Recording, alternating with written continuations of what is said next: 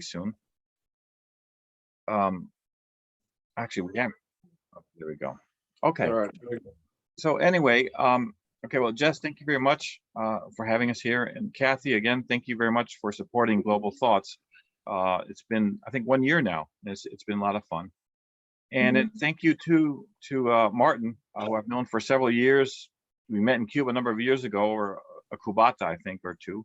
Yeah. And then we recently returned to Cuba to see what the lay of the land was as it comes out of the COVID. They've had several challenges, and it's not the same Cuba that we knew before the pandemic. And so that's why we're here.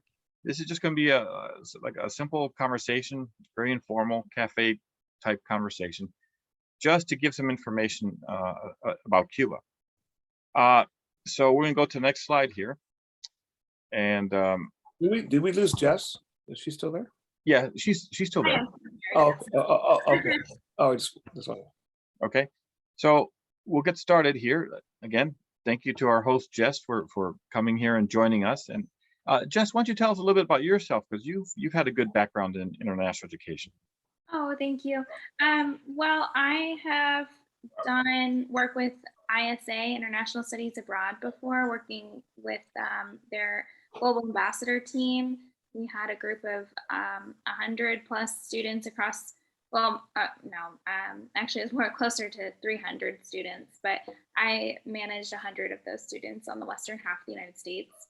And before that, I taught English across 5 continents. I've taught in Ecuador, Spain, Cambodia, Myanmar, Taiwan, and I've just backpacked Australia, actually, and did little side jobs on the way. So I love all things international, got my start with my military family, and was totally integrated into the Spain public school system. So I've always had Spanish in my back pocket, and it's just been what it got me to go see the rest of the world. I mean, there's some parts that I haven't seen. I'd love to get into the Middle East and Africa, but that's my background.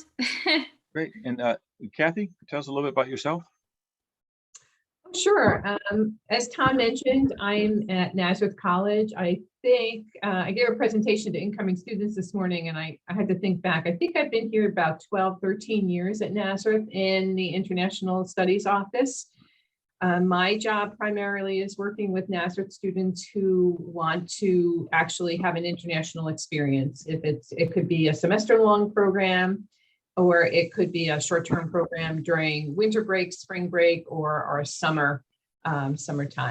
I also work with faculty and staff in designing short-term international programs, and also doing all the really fun logistical arrangements of working with travel consultants, collecting payments, COVID testing, you name it. Anything that anyone else doesn't want to do usually falls on me here. So I've also done some grant writing with the Ideas Grant with the U.S. State Department, and I'm a advisor for two institutions who did receive the Ideas Grant. We did not get it, but so I'm an advisor to 2 institutions that did receive them. And yeah, that's about it in a nutshell. In other words, you wear a lot of hats. I do. I do. I like to be busy. Yeah.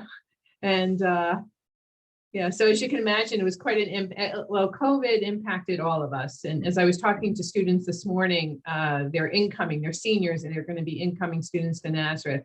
You know, I could see in their faces when I said, you know, basically COVID hitting in 2020 impacted everyone, and you could just see it on their face. And then we said to them, but have no fear, you're coming into Nazareth College, or you're going to college, probably a good time with the resumption of international programming. So their timing is good. Well, good. So we'll get now to the two of us. And I have been, again, my name is Tom Millington. I've been involved with international education for just over 20 years. I lived in Cuba for 7 years, and I first became involved with the country in 2002. When I was with BCA, I set up a program for them. in the Universidad de Pinar del Rio, and that was wonderful. And I've actually become very fascinated with that country. I've actually it's become very dear to me, and so that's why I continue working with Cuba. And again, that's how it brought me to meet with Martin. So Martin, I'll pass over to you to introduce yourself. Oh, yeah. Well, first of all, thanks for having me today. Anything about Cuba excites me, and I will participate in anything. When you say the word Cuba, I will jump at it. So, I've been going to Cuba for 24 years. My mother was born in Cuba, in the eastern province of Guantanamo, actually Santiago. Then she moved to Havana with her family, and then she's the only one out of 8 or 9 brothers and sisters. I say 8 or 9 because I don't know exactly how many there there, that left Cuba. And my mother settled here in Los Angeles and had my sister and I. And I made my first trip to Cuba in 1998. I can remember almost every single detail of that trip because that was just kind of one of the most scariest trips. And since then, since 1998, I've done a dozen or so, I can't even count now, trips to Cuba, and up to a point I was going twice a year, mostly on family visits. But as I was letting Kathy know a little bit earlier, I developed an interest in possibly doing business in Cuba. But as you guys know, that there was that issue of that blockade, and or they call it the embargo. And once Obama came in and eased restrictions, that really opened up a lot of opportunities. I've been an entrepreneur for many years. I have an MBA from Loyola Marymount University here in Los Angeles. I bought a business 16 years ago. It's called Herbs of Mexico. That's in here in Los Angeles. It's like a Hispanic Latino version of GNC. We sell herbs, vitamins, and nostalgic Hispanic, home remedies, things like that. We've been doing that for quite some time. And as a serial entrepreneur, I decided to create the Business in Cuba Group in 2016 with kind of a 3-tiered approach, and that's to create a connection for university groups, colleges to do mostly the business programs, to do investigations into Cuba and do those exchanges with the universities there, and also organizations in Cuba, so people can learn about what it would be like to do business in Cuba. Also, the other thing would be to create associations and exchanges for professional groups, like maybe a pharmacy association here would go and talk to pharmacists or people in Cuba. That's something that I wanted to do, kind of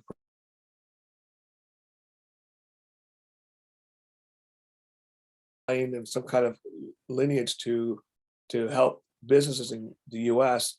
as restrictions lifted slowly, or as the Obama administration said, poke holes in the embargo to create foreign direct investment into Cuba. That all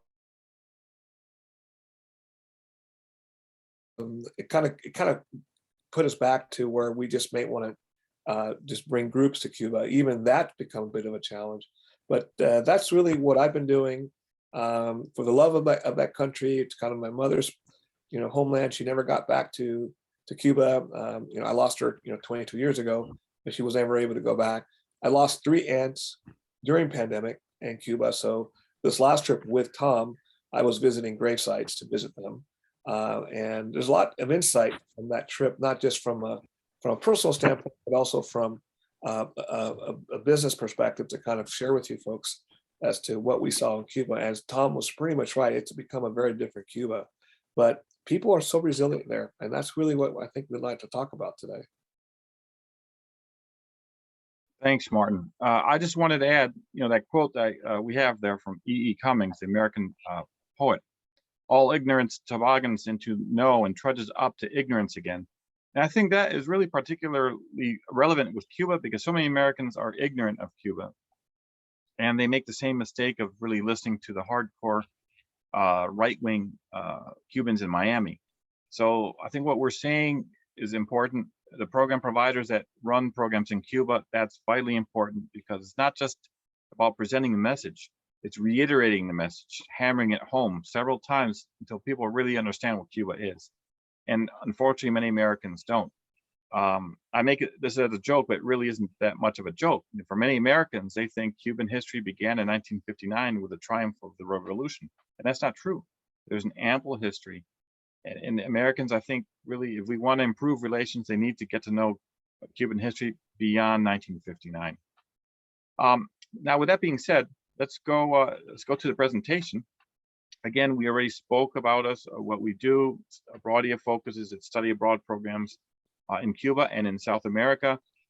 Martin already described his group. He's a really very innovative in terms of creating opportunities for businesses to think about opening up or doing business in Cuba. Hopefully, over the next couple of years, things will look up, because these last 2 years they have not. So things can only improve, I hope. Okay, challenges. I think these are obviously the three things. The embargo, COVID, and the pandemic economy have been really, really big. I won't, and Martin, you can certainly talk about the embargo if you like. I won't address too much of that because I think it's common knowledge. With COVID, Cuba got hit very hard, and it was moved to level 4 by the State Department.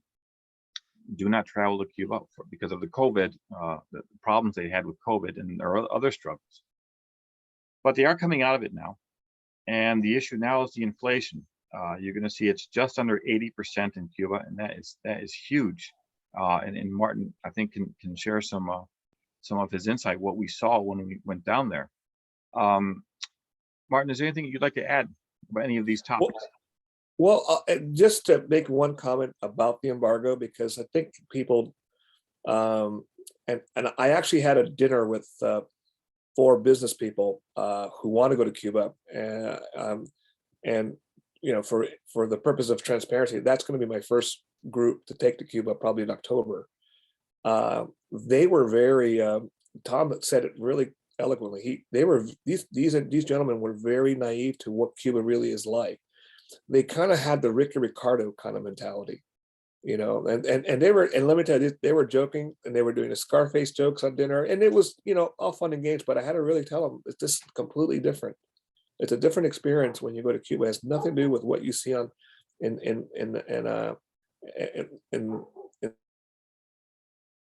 the public, or as they say, pop culture. It's nothing like that.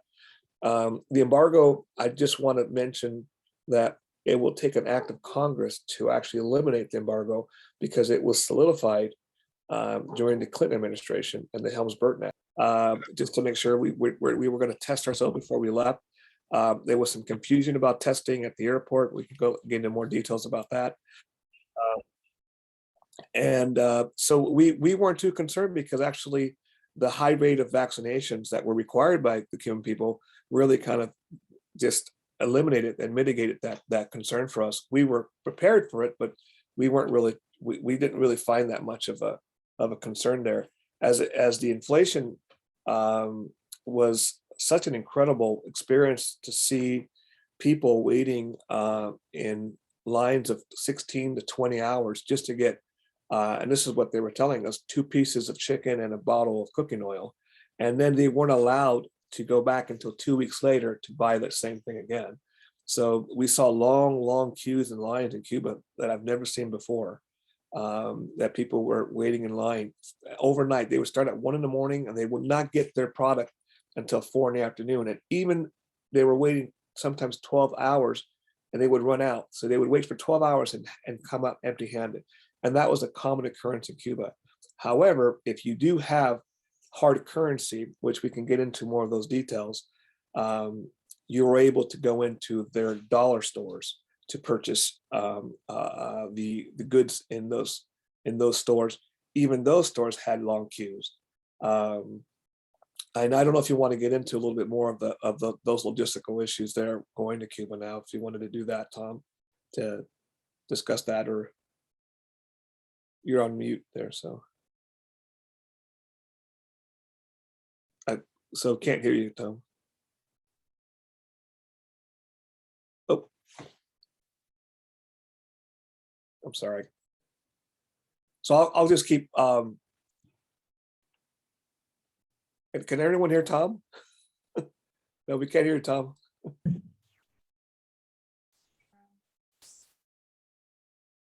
he might be having some technical issues, but yeah. So one of the things I'll touch on was the disparity of coming into Cuba as a visitor versus the Cubans that are there. The Cuban government was penalized by the U.S. government in using their dollars.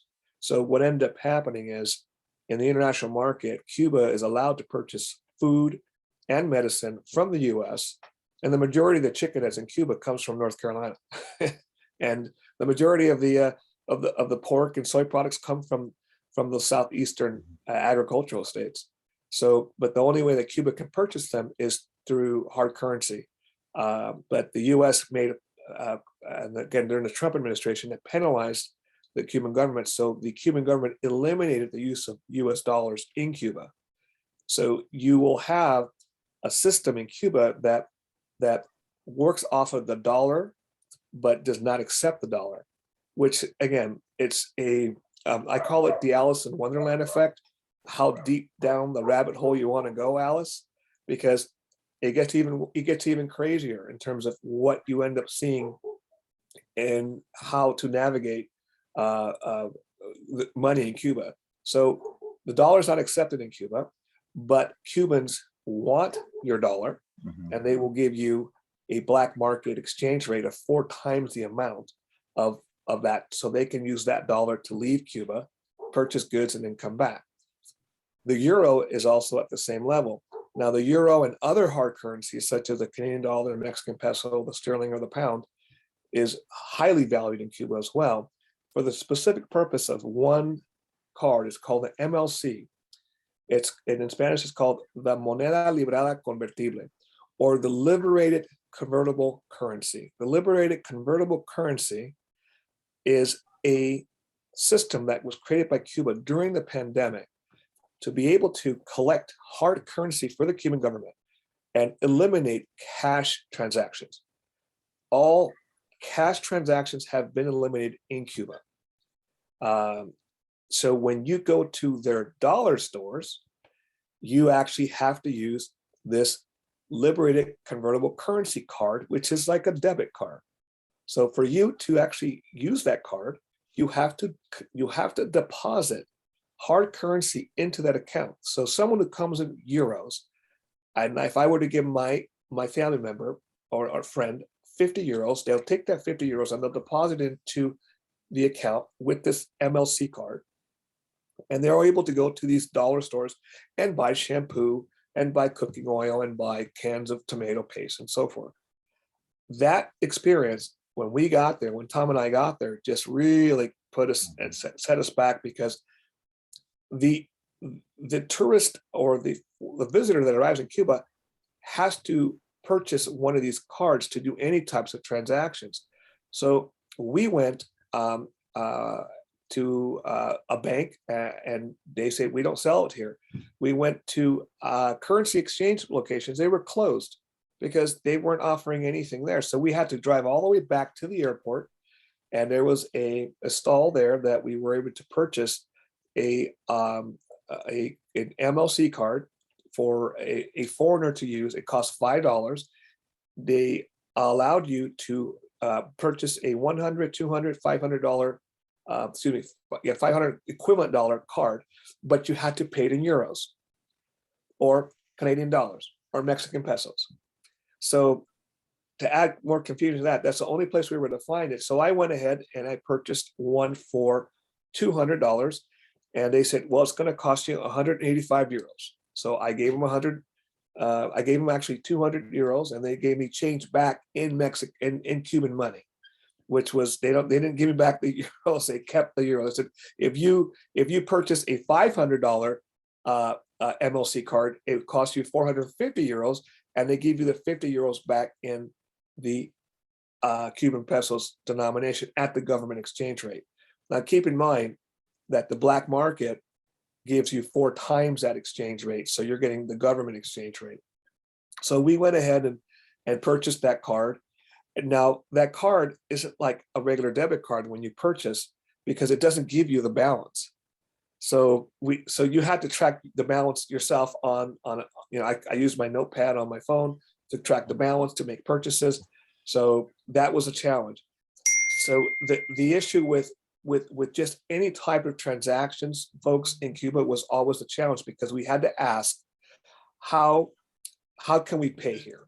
So we would walk into a restaurant and say, how can you pay here? Well, you can pay with with a credit card that's not issued by a North American bank. You can pay with the MLC, you can pay in Cuban pesos, you can pay in US dollars, you can pay in euros. So we found throughout the trip that it was best to pay in Cuban pesos, because that was the better exchange rate for us. We went to a hotel, and I don't know if you can talk, Tom, about that experience, because that was a really interesting experience. Let's see, can you hear me now, or am I still? Yeah, Okay.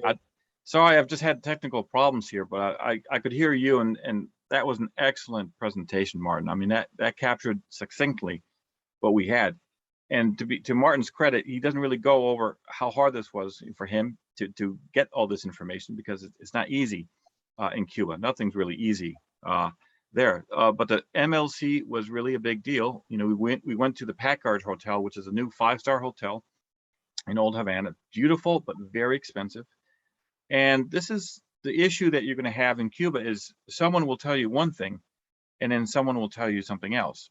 So we had the person there in the front desk said, oh yeah, just go upstairs. Yeah, we'll accept Cuban pesos here, no problem. Go upstairs. So we did. We had a couple of drinks, enjoyed the beautiful view of the Bay of Havana. And then when it came time to pay, they said, no, we only accept the MLC card. And we said, well, that's interesting, because you had a colleague who told us something different. We had to get the other colleague, and of course he said, no, I never told him this. So those type of things happen. And so that's, for anyone going to Cuba, especially with students, you have to make it very clear to them that this is going to be something really inconsistent. Because we went to another hotel, and there they did accept the Cuban pesos. So I would say it's these luxury hotels certainly will be only charging MLC, only accepting payment through that card. Other hotels should be able to accept a CUP, but it really was an adventure, and I think Martin captured perfectly the dynamic. Well, if the logistical component of this of taking a group is, and just to add, I don't know if Thomas, I left a little bit before I had a few more days. What ended up happening at this one hotel, it's a brand new hotel with the French conglomerate, and it took years to build. It's nice. The room rates there at the hotel were about $750 a night.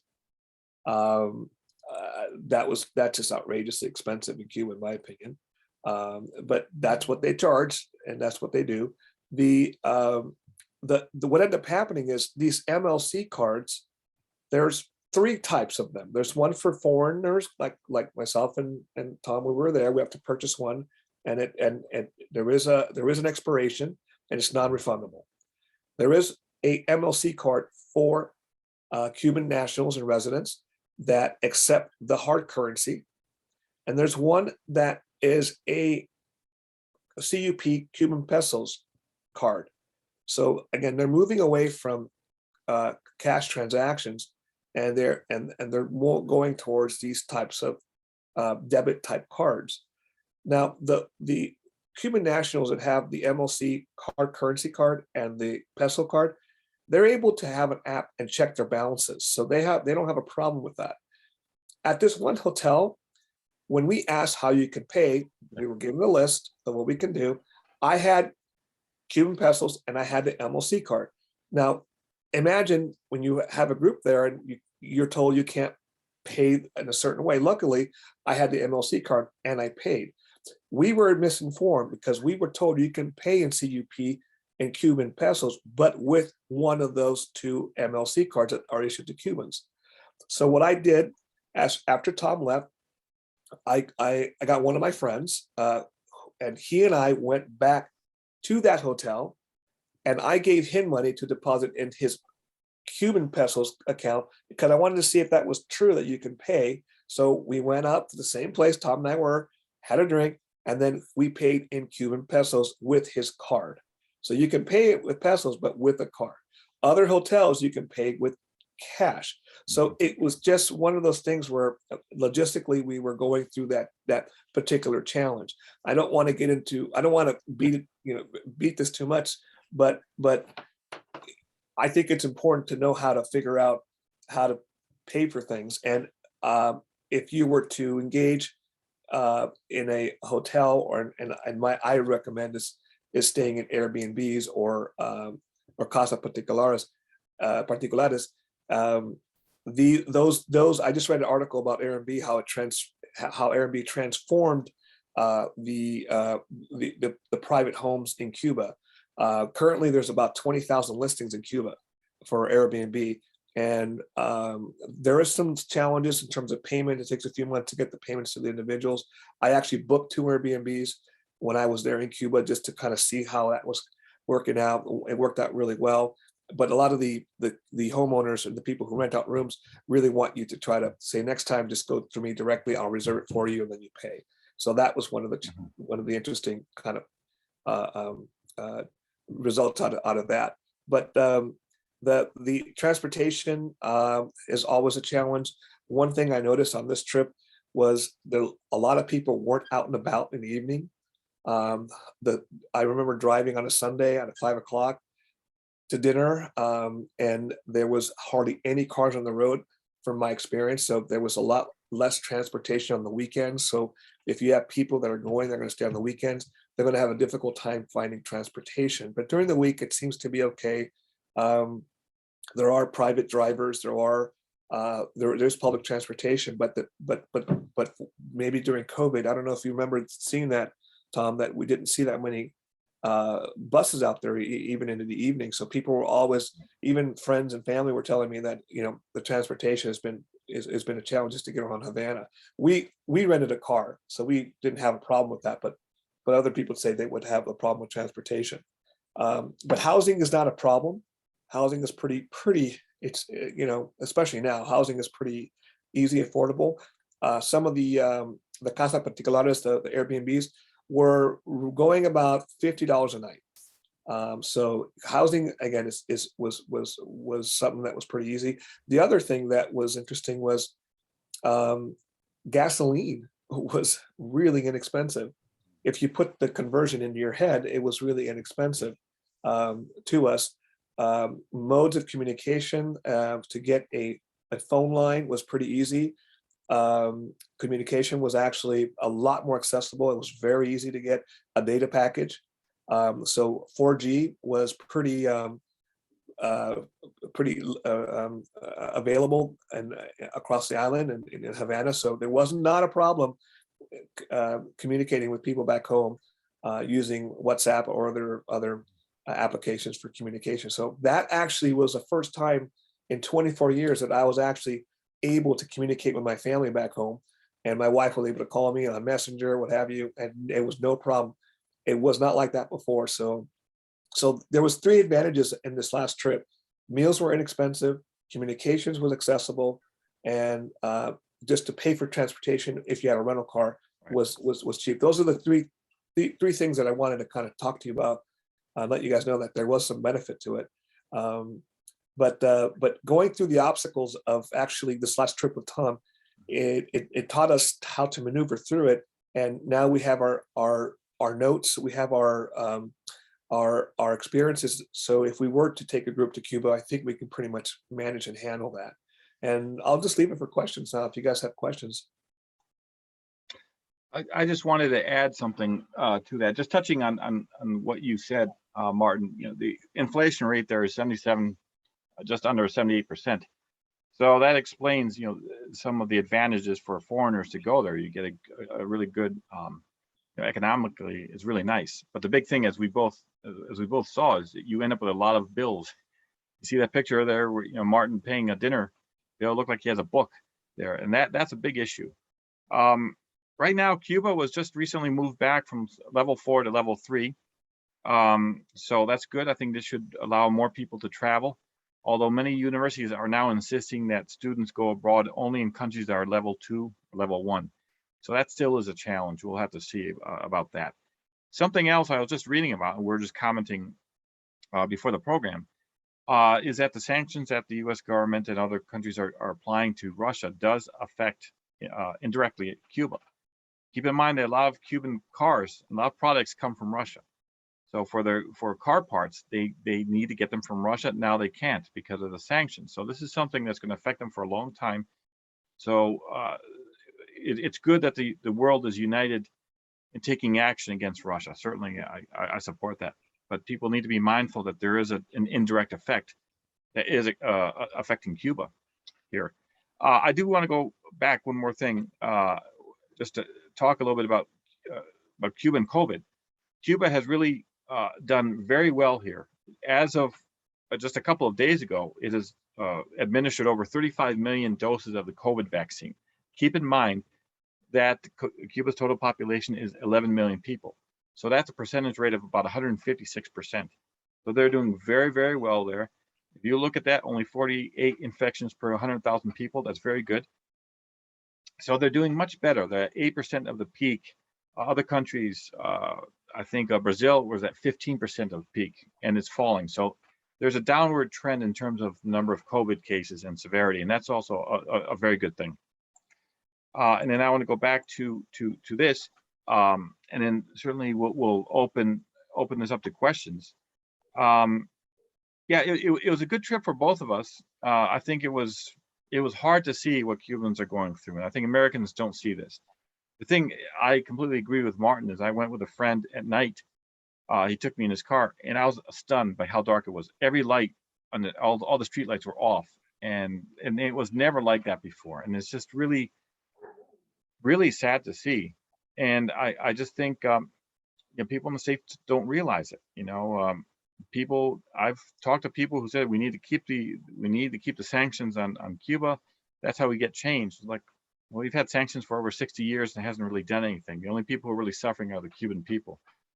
Why the United States government never understands it, I'll never know. But things were tough to begin with the embargo. And now with COVID, it's exacerbated the situation.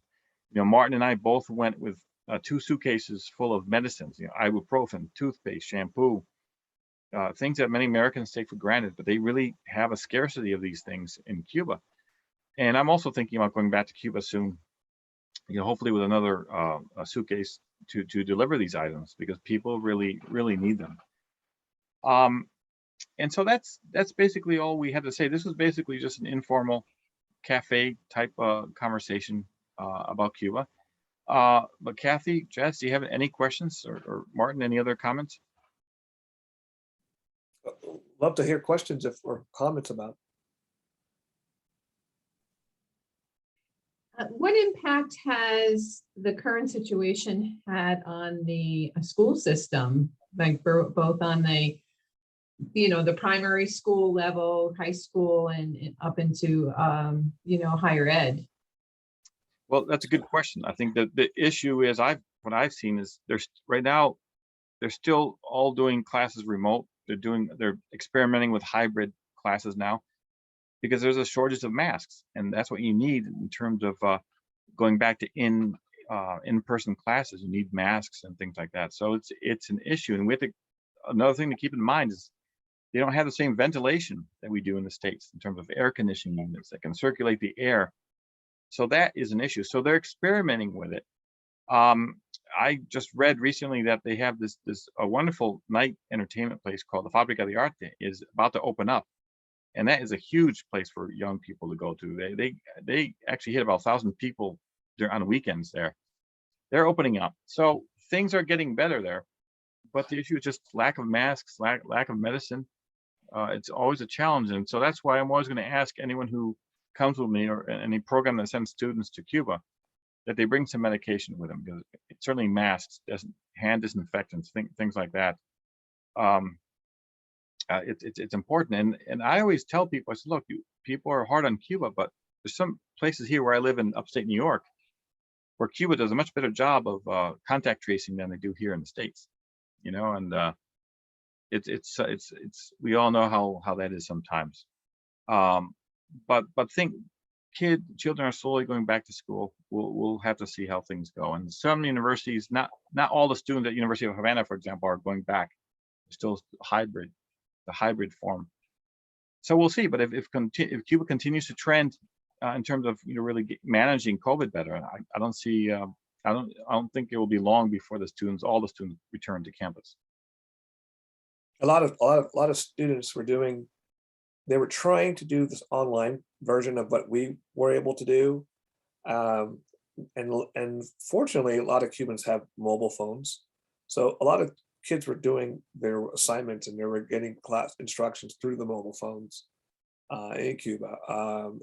Some family friends who I know have returned to in-class instruction. Some of the nurseries and things like that have been accepting children, and we're talking just recently within the last 3 to 4 months. So it's slowly emerging back, but they were surely locked down for quite some time during that process. But Cuba's, as Tom says, they're really good about making sure that the government tells you to do something and you have to do it. So they did that. And also, Martin had touched upon this, is leaving Cuba. I did both things. I went to a clinica to get the COVID test, and then when I went to the airport, they said, no, this was more than, literally by 2 or 3 minutes, more than 24 hours before my departure flight. So I had to take the test again there at the airport, but they had it there. I paid with a Visa card. Either Visa or MasterCards are accepted there. And they gave me the test within 16 minutes. But then the funny part was, it wasn't funny at the moment, but then they got me at security because I had more than, I think I had 8,000 Cuban pesos left. Because remember the inflation rates. I had all these bills. And the security guard said, well, what are you doing with this? I said, well, it's good. The exchange rate was so favorable to me, I couldn't spend all this money. And basically what it was like $40. It really wasn't that much. But then they made me go through go into the scanner of this machine. They asked me to stand on one foot, cross my arms like this. So it was like a yoga pose. And I wondered if they're just having fun with me or not. I mean, so I didn't take it too seriously. But they said, look, just so you know, you cannot take more than 8,000 Cuban pesos out of the country or more than $5,000. So they are watchful in terms of those type of things. And I think, Martin, you had a problem too. You were taking something out and they stopped you, didn't they? I went through when I left a few days later. I went through the souvenir bazaar. It's a really nice bazaar. They have beautiful paintings. I'm telling you, when you go to Cuba, you want to walk through this bazaar. And I'll touch on that as well in terms of women entrepreneurship, because I'm really big on women entrepreneurship in Cuba, and I hope that intrigues your ears in a minute about what I want to say about that. So a lot of the people that own stalls in this bazaar are women. So I found a woman who sells jewelry, and what they use is old vintage cutlery. And they shape it into bracelets, spoons and forks, and they add stones on them, and they do really nice things to these beautiful things. So I bring, I bought with the equivalent of $100 worth of these bracelets and things like that for my daughter, my wife, and a lot of the ladies that I work with in my company. So they were in a bag, and I went through the inspection, and the young man told me that we have to take a look at your bag, and they said, well, so the gentleman said he's taking forks with him.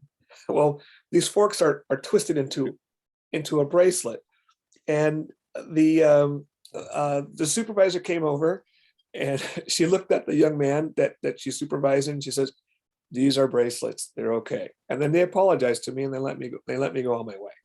But it's what Tom says. It's a lot of the people that are in Cuba have some limited kind of siloed knowledge about things, because this young man who grew up in Cuba that has never been to this souvenir bazaar that sells these bracelets never knew about this. And it happens quite a bit in Cuba in terms of not knowing things.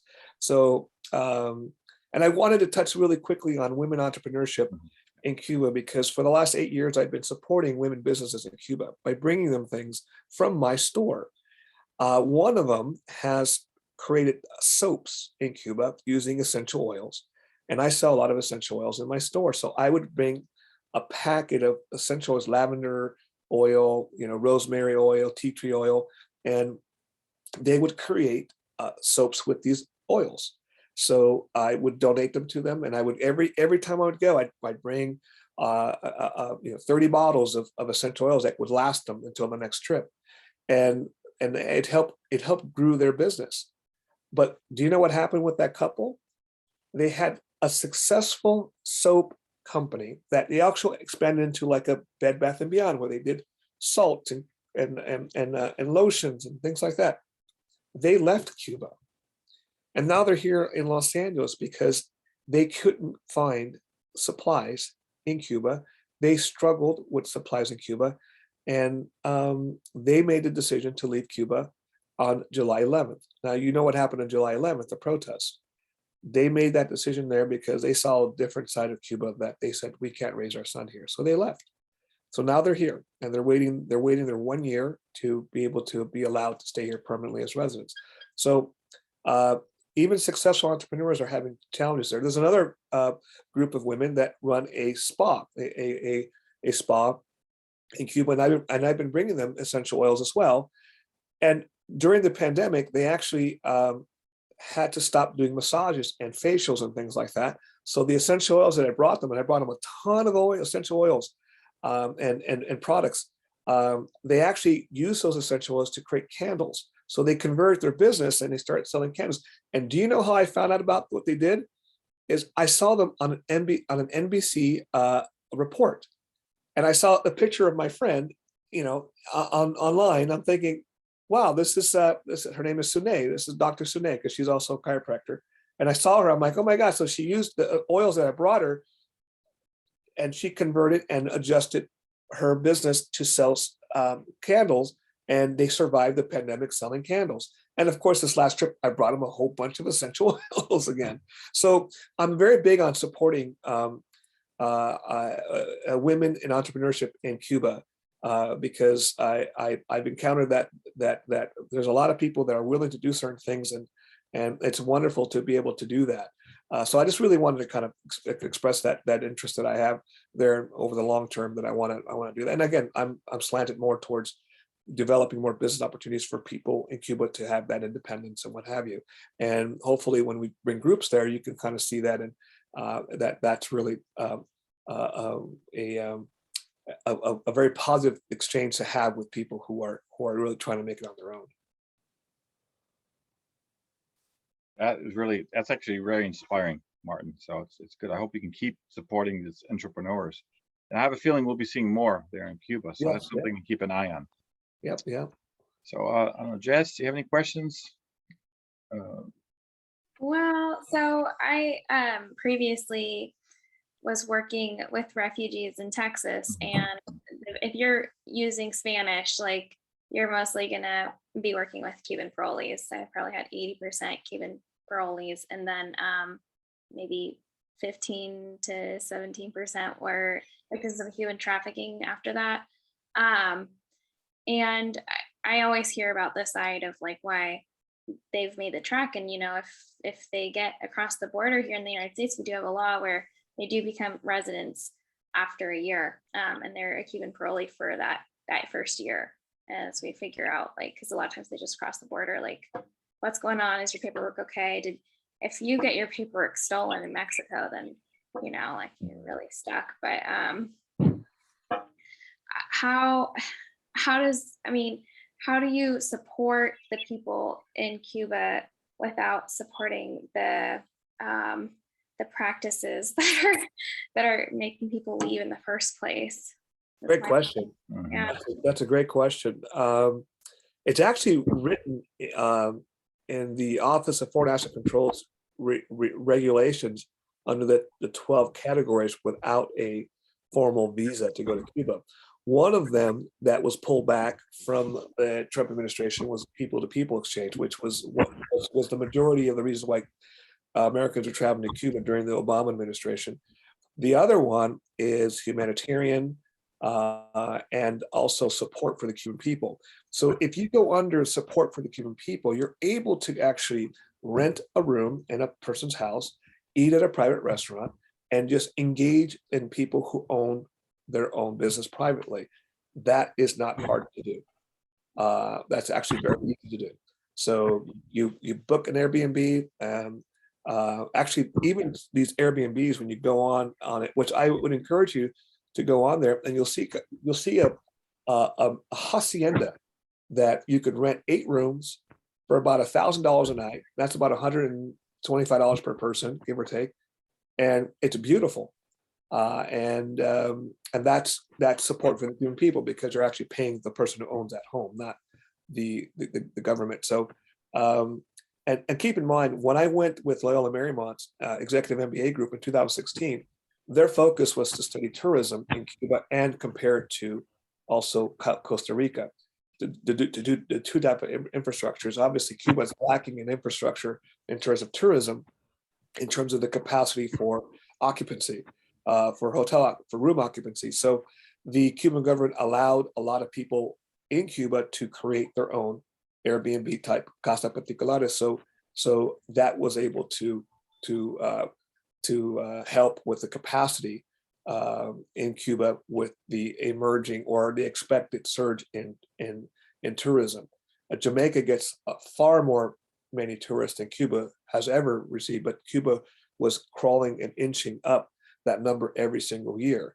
I remember when it broke a $2 million visit, 2 million person visitor mark a few years back, and they were inching up, and then COVID hit, and then it all kind of came back down. But the support for the Cuban people is one of the main reasons that you can go. And obviously, it's always the issue of coming back to Cuba. And just to give you some anecdotal experiences, so when I flew back into Tampa in February, when I came back from Cuba, it's easy for me to get through customs because I went to go visit family. But there was 2 gentlemen that were obviously, Anglo, blonde, blue-eyed guys that were coming through, that they were, and I overheard the customs agent asking, "Why did you go to Cuba?" And she gave him a hard time. And she asked him, and he said, "Well, I went to Cuba for, I'm a history, major or history professor, and I went to go study the history of Cuba." And then she kept asking more questions about, "Are you bringing back any currency? Are you bringing any money?" So she gave him a little bit more of a hard time. And then there was another American that got the yellow card. As you know what the yellow card is, secondary inspection. So I was wondering, gosh, why are they giving them such a hard time to these guys who were in Cuba? And I met a couple on the flight over there who were going scuba diving. I don't know how they got there, how they got permission to go to Cuba, but I'm assuming it's a support for the Cuban people, but they were going on a scuba diving trip. So that was interesting. And the other thing that was kind of intriguing to me is you were able to bring rum back, and the customs people didn't really care about that, because during the Trump administration, he cut off the allowance of cigars and rum, but people were bringing back their bottles of rum. So if you want to bring back rum from Cuba, you can bring back rum from Cuba. That's great. Wow. And one thing I'll say, folks, is now that we're talking in an intimate conversation here, and it felt very dystopian. And Cuba draws me to go back, as I'm always drawn to go back to Cuba for so many reasons.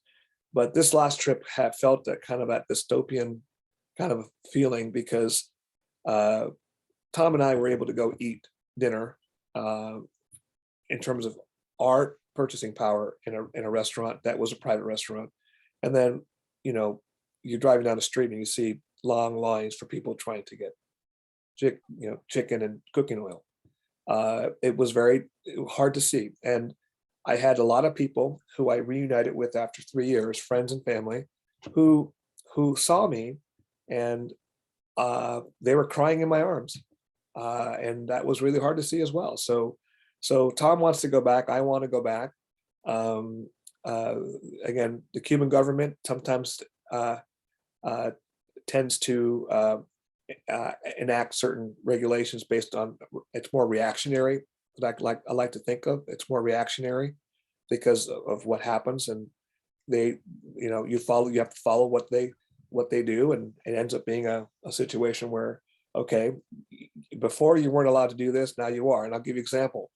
When you're able to bring that one suitcase full of medicine, it has to be one suitcase, and all the medicine has to go in that suitcase, and the toiletries and the food, and no other suitcases can have any other food or other medicine. So when we went, we were very specifically told, through the Cuban, the government website, that you can bring one suitcase full of medicine. So when I went through, it wasn't a problem because I followed exactly their parameters, and they said, okay, this suitcase you are okay with. And then my other suitcase, I had clothes and what have you in my carry-on. And that was a very interesting experience. I left everything there. I left the 2 suitcases I didn't want to bring back, and I just had my carry-on, and that was it. I came back. I went in with 150 pounds of things. I came back with like 10 pounds of things. So very interesting. Yeah, just something, for providers or universities that are thinking about running programs to Cuba again. It's going to be I would say they have to re-examine. They should contact their insurance carrier and ask them what their quarantine coverage is going to be. Because every single insurance company I've talked to has said, no, the students are going to have to pay up front for the quarantine, and we'll reimburse them when they come back to the States. Now, the problem is the quarantine site is going to be a hotel designated by the Cuban government, and those prices are going to be something between $300 and $400 a night. So that is something we would always have to stress to students. You cannot get COVID here because it will be very expensive for you. You can be reimbursed when you get back to the States, but immediately it's going to be very expensive because it's going to be 6 to 7 days. At $300 a night, that's $1,800. And so that is something that providers and universities are going to have to keep in mind if they are going to run programs to Cuba again. And one thing I'll say is I took self-test kits. So what I did was I tested the night before I was going to leave. Fortunately, I tested negative on the antigen test. And if I had a plan, if I tested positive, I would have self-quarantined in my aunt's house and canceled my flight back until I tested negative. But fortunately, the day that I left Cuba, there was only 898 cases in the entire country of COVID when I left Cuba. So I don't, once you go in and you're negative, you're going to pretty much come out negative. And one thing I want to say about that credit card, I rented the car and I had to use an American credit card at the rental agency, which I thought I wasn't able to, but I was able to use it to pay for to fill up the tank. And so I was able to use that. And then at the airport, you could not use currency. You had to use a credit card. So all the Cubans and the Cuban Americans that were going to Cuba and myself, we all had to use a debit card or a credit card. And the way that the Cuban government gets around it is they charge the card through a Spanish company. And then it shows up on your credit card, a Spanish travel company. And that's how they do it. So you are able to use a credit card, but only official government business to pay for your COVID test, which is about $25, and any other ancillary issues when you rent a car. I plan on renting a van the next trip, and it'll be the same thing. So I'm prepared for that. So that's the thing. So one thing I'll say is to the groups in the logistics sheet table when you are going to Cuba is make sure you tell your credit card company that you're going to be traveling abroad, and put Spain as one of your destinations, because that's how they're going to charge your card. So there's a lot of logistical things, folks, to Cuba. And it's just, like I said, it feels like you're going down that rabbit hole more and more and more. but once we figured it out, it's you know, it becomes a seamless process. Yeah, I went to a conference there when I was in Cuba, and I had to pay with my credit card and they ran it through a German bank. So it's going to be either Spain or Germany. It's going to be usually some European country that facilitates the transactions. That was an adventure in and of itself. So I mean, you can still use your credit card there. I mean, it's mostly going to be MasterCard or Visa. Certainly American Express wouldn't work. Even at least I tried using mine through that German bank, and it didn't work. So it's just not, it's just, I think that's what I think what Martin and I are saying is, whatever groups work with us, just let us worry about those type of things. You worry about the academic component of the program, recruiting students, and we'll take care of all these little nettlesome things. So during the 2016 executive MBA trip to Cuba, and this is kind of important to tell you, we did get a 6th student. And let me tell you that experience, because I think you guys want to hear about this one. So we, one of the students during the conference, she ended up in the bathroom throwing up blood. And we found out that she had ulcers. And so she was in terrible pain. We were able to secure a transport in a van that said ambulance, but it was just a driver. So we ended up going to a hospital that treats foreigners in Cuba, and it became a nightmare for several reasons, but we were able to overcome it. When we arrived at the hospital, I was there with one of the program directors, the travel directors that took, he's actually my business mentor because he took me to Vietnam and China in 2006. So he and I were there with the student, and these are executives. So these are people in their 30s and 40s that are full-time, going through this program. So we were at the hospital, and we were under the impression, now when you go to Cuba, you pay with your credit card, your airline ticket, and your airline ticket that goes to Cuba becomes your insurance card. However, this particular agency that booked this trip for Lola Marymount, they booked it through Panama. So when they went through Panama, they did not have that insurance component attached to the ticket. So none of the executive MBA students had insurance. So what ended up happening is we had to pay cash for 2 nights and a surgical exploratory procedure for this one student. So it ended up costing about $1,700 to go through the 2 nights, and she was there. So we kept visiting her, and then they gave her medicine to calm her stomach down, and she ended up getting released, and we were able to get her back in the program and get ready to leave to go to Costa Rica. So what I did throughout that trip is I contacted the U.S. Embassy and advised them that we had a 6th student. They put her in the system, and they actually kept calling me back and asking me for updates. So we had some good consulate support there from the U.S. Embassy.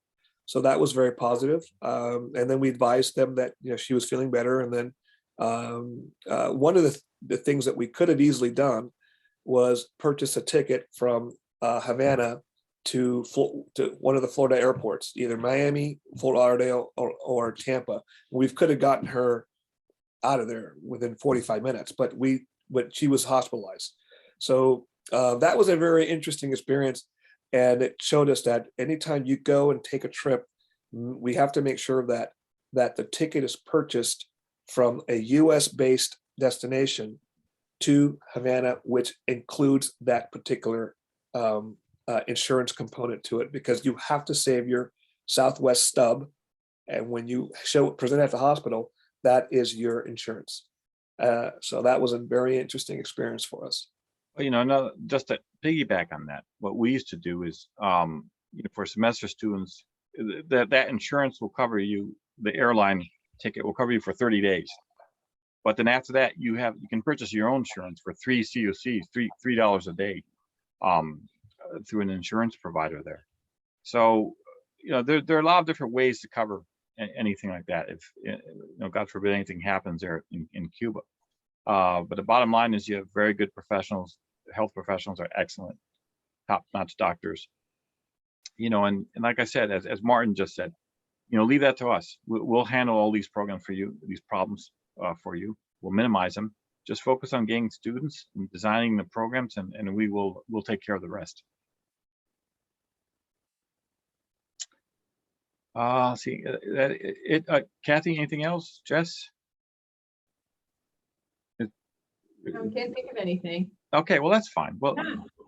Well, thank you very much, and thank you, Martin, for joining us. Thank you. Thank you for having me. It's nice meeting you. Yeah, let me just let me get the put this up here so you can see his website. I'm sorry, his email. If you want to reach out to Martin, you have his phone number there, and his email address.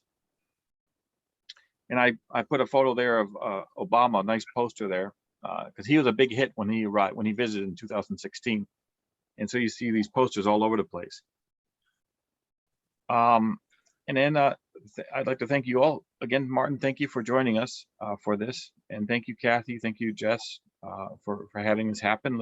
We'll do this again soon. Our next session will be May 4th, where we will be talking with someone from Colombia. She's going to be talking about daily violence against women in Colombia.